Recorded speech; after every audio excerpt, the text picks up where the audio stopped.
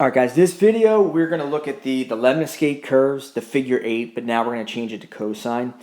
You can kind of see for the example, for the lemniscate curves, when you have cosine of 2 theta, these ones, it's a figure 8, but it's symmetric to both the x and the y axis. So you can see you kind of have this sideways 8. And these graphs are always going to look like this. So remember, you're only really getting 3 points. One of the points is going to be the origin, right, which is right in the middle there. And then you get this point, and then we also get this point right here. All right, so graphing, it's going to be easy. It's going to go over a lot of what we did on the previous side with sine. All right, here we go. So on the back side, number 2 is the first cosine lemniscate. Now remember, we say it's a lemniscate because we see right away that r is squared. So it's going to be a figure 8. All right, now to get the max min equilibrium, remember we just take this, the amplitude, and we take the square root of it, since r squared equals it. So let's see here, max, the square root of 4 is going to be 2, right, that's 0. And then min, now remember we can't get r to be a negative, but we're going to put this in there just to follow the pattern, just like when we graph a normal cosine wave. You can see the period, the increments. I put all the angles in there to kind of save us time. It's always going to be the same because these ones that you're going to be given with these curves, it's always 2 theta. All right. So then cosine, if we follow the pattern for graphing a cosine wave, it starts at the max. So we're going to start here then, right? We're going to start at that 2. So that's going to be the first r value right there. It's going to be 2. Then let's go down to the equilibrium of 0. Then it goes to the minimum of -2. So that point pi over 2, -2, we're not going to graph that. We're going to ignore it. R cannot be negative. All right, and then we just follow the pattern. It's got to come back up to 0. It's not writing for me. Go back up to the max. Back down to the equilibrium. Then the -2. And then we go up to the equilibrium. And we end at the max. All right, so we see this first one, 0, 2, when we graph that.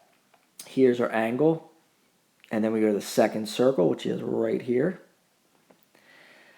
Anything where r is 0, well, that's just the origin. And then remember this, we are disregarding all the negative ones. Right, that would give us points like up here and down there. It would give us 4 petals.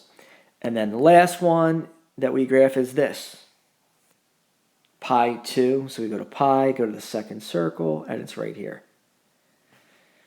Right, so we get our figure 8. It'll look something like this. All right, again, I'm not going to be picky with how wide it is, but you're just getting those 3 points. So very, very simple. If you were to look at number 3, well, this will be actually very, very simple. I'll even skip everything. What gives it away, guys, that amplitude is 16. So since r squared equals 16, the max is going to be the square root of 16, which is 4. Equilibrium, there's no vertical shift, so it's 0. The minimum, if I follow the normal sine or cosine wave, would be -4.